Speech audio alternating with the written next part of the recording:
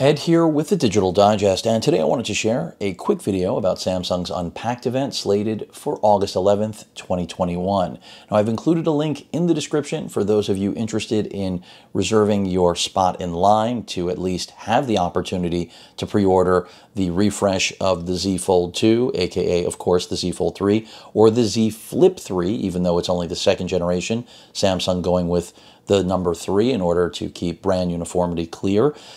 So if you hit that, not only will you reserve your spot, but Samsung will also be giving you an additional $100 trade-in credit towards the device of your choice, as well as 12 months of their Samsung Care Plus service. So pretty much a no-brainer. I've done it already. Now let's talk about what at least I anticipate. There have been a lot of rumors, a lot of so-called leaks, but I'm going to be realistic about this. The Z Fold 2 already was a redesign that was very much needed from the first gen Fold. But Samsung also took a few steps backwards. You know, they did eliminate some important things, such as a ½ terabyte of internal storage. They also basically downgraded the cameras. They didn't go for the top of the line on everything. It was more about aesthetic and making it more practical. And they did a great job. This is my favorite phone. It's been my daily driver now since launch, and it's fantastic, no question about it. But the rumors are pretty straightforward. The gap is to be eliminated. We may get an IP rating, which means water and dust resistance, which have been folding devices like these, the enemy of them, possibly will come to an end. We may see a 120 hertz refresh display on the front, not just the interior, which is what Gen 2 sports, 120 hertz on the 7.6 and 60 hertz on the 6.28. Most importantly, we may see pen input, and that really is something I've been waiting for, and I actually have hope for that. Reason being is that with the Lenovo folding laptop that I reviewed earlier this year, we do have a foldable with pen input, and we also have a foldable there with no crease. So if the crease that everyone knows exists in these Samsung devices goes away, and we get water, an IP rating, IP67 rating, the device gets thinner, and of course has pen input, they being Samsung, will have finally given Note users a reason to not care about the Note line being put to bed, which is what the word on the street has been now for a while. Another thing that I anticipate is the price going down. The only way Samsung is going to make foldables appeal to the people who haven't jumped on board already, unlike myself, with pretty much every device they had. Gen 1, I bought into, but it wasn't right for me. But Gen 2 was an absolute home run, is to lower the price. So I think there's a pretty good chance that overall we're going to see this come down 10 to 20%. So instead of $2,000, we'll probably be looking at something like $1,600 to $1,700 US. But I'm going to go out on a limb and say we'll probably get two versions because they do have a parts bin now coming into a third gen from having made these phones and refined the tech, and having fabrication now being in its third generation. They have access to parts that are less expensive to make. So, for example, if they were to make the internal display larger on a more expensive device, or smaller, either way, if they're able to use this current display, it could potentially lead to a less expensive device. In the same vein, if they were able to make a larger one, that would obviously lead to a more expensive device, clearly. The less expensive could still retain the 60 hertz refresh rate on the front display. The more expensive device could have the 120 across both. The more expensive device could also have better cameras, more capacity options. With the first gen, we had a ½ terabyte option. They took that away from us. Maybe now they'll bring it back. Maybe we'll even have a 1 terabyte option. The pen input could only be an option on the higher end, again, more expensive version of the Z Fold 3. These are just me, coming up with concepts that I think make sense based on what Samsung has done in the past. When you look at their Note lineup, the fact that They introduced smaller notes in order to make them more viable to the general public. It seems like it would make sense here too that with the Fold, they could make a smaller, less expensive Fold that doesn't have it may share the same processor, that may be more affordable for Sammy to do, but in the same vein, it's also possible they'll go with less RAM and, not the Snapdragon 888 or 888 that I expect in obviously at least one version of the Z Fold 3. Personally, I'm hoping for better cameras, all the things I've mentioned already. I mean, if we get IP, an IP67 rating, that would be amazing. The big complaint about thickness, if they're able to thin this out, which they'll have to do in order to get that IP rating to get a real seal, that'll be huge. Better cameras, better battery life, those would all be great things. But if at the end of the day, all Samsung ends up doing is giving us a 120 hertz refresh rate here, again, maintaining the 120 hertz on the interior, possibly shrinking it from 7.6 to 7.5, but then more importantly, getting the price down and getting the IP rating, no pen input, they will absolutely sell these things like there is no tomorrow. It will be that easy. Because I really think while the price is scary, most people lease their devices. They don't buy them outright. I mean, I do. Most people lease. And then in addition to that, the idea that 2,000 is too much, it is too much. But when you think about flagship iPhones and, Galaxy phones speccing out at $1,500, I mean, these phones are at least worth the money you're throwing at them because they're game changers. This is a phone that turns into a tablet. A regular phone doesn't turn into anything. It just stays a phone. And the only thing that's been holding back, I think, a lot of consumers from the Fold are the things I've mentioned. Not having the IP rating, people worrying they're going to have to baby it. So that plus price, if Samsung is able to tackle it, and I believe they will be, then the Z Fold 3 is really going to be an amazing phone. Whether or not we're going to get a bigger battery, faster charging, right now we're 25 watts. I'd like to see faster charging.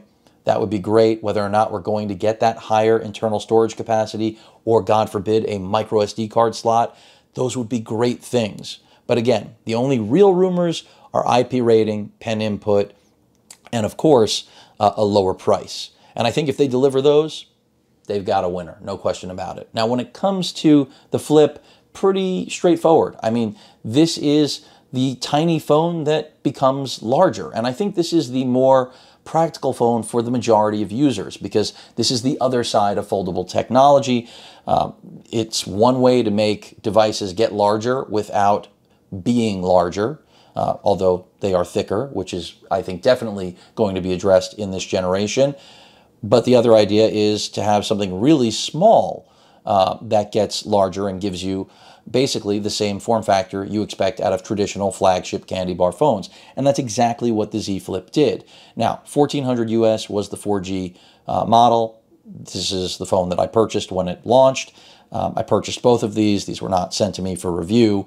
I don't have a relationship with Samsung. Anyone that was curious, that if that changes, of course, you'll know.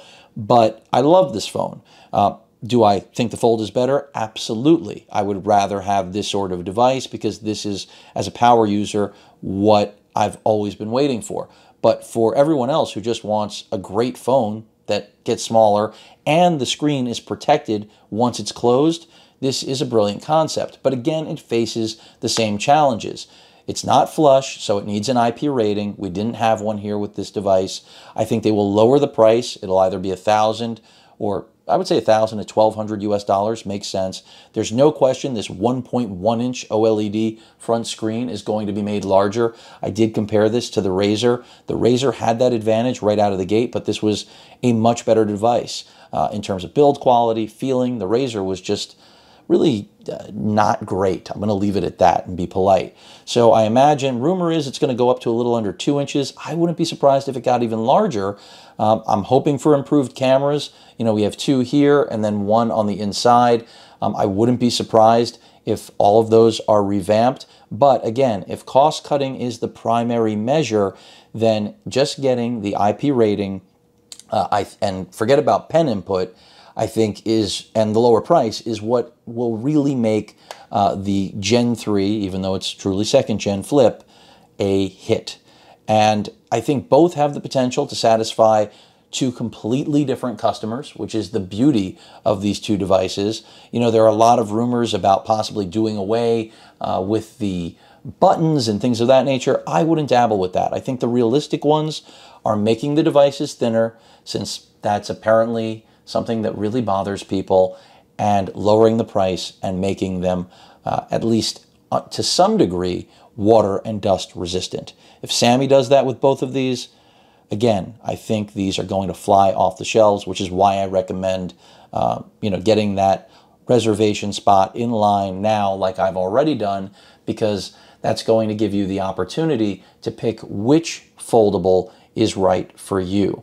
And I think Samsung should change the name of this event, quite frankly. I know all of the events are unpacked, but this one should be unfolded. There's no question about it. That's what they're doing. They're giving us foldables.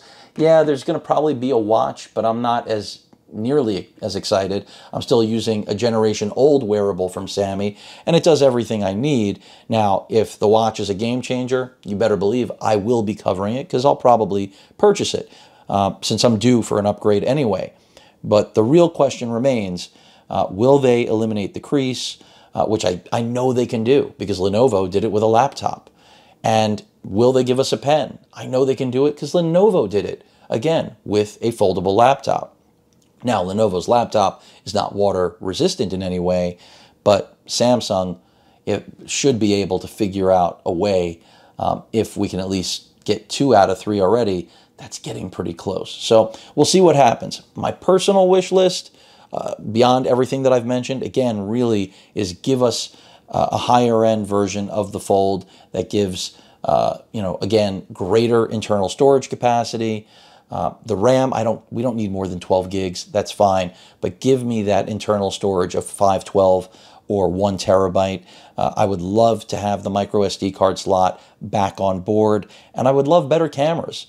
That's my only nitpick with this phone, is that I know that if I would have stuck with the Note device or even a Galaxy device, I would have better cameras than I do on their top-of-the-line device here in the Fold 2. And the Z Fold 2's cameras are not bad, but the first gen had the best of the entire Galaxy world crammed into it.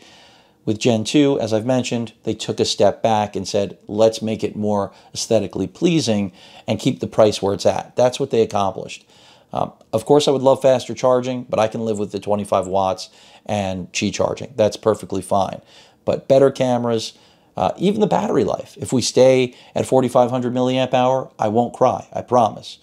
It's more important to see that IP rating, pen input, and even if the fold is still there, the crease, I won't be so upset. But I know from people that I've spoken to about this device, and from many of you, that's still one of the most annoying things that consumers report about both of these devices, is that they don't like that there's a physical crease in the display.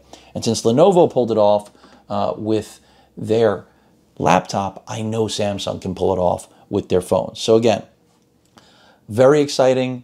It's still a ways away, but I think you can tell from this video, I am ready for Samsung to unfold this Unpacked event. And if the watch is cool, great. But I'm all about what they're doing with the Z Fold 3. And I think many of you that don't think there's a foldable in your future are going to be after the new Flip, just because it's going to be the most aggressively priced, I believe, folding phone ever, and most feature rich.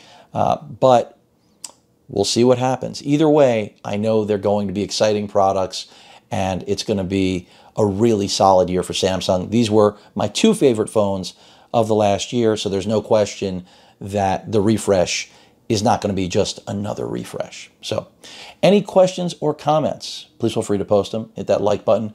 And as usual, please feel free to subscribe, and please stay safe. Later.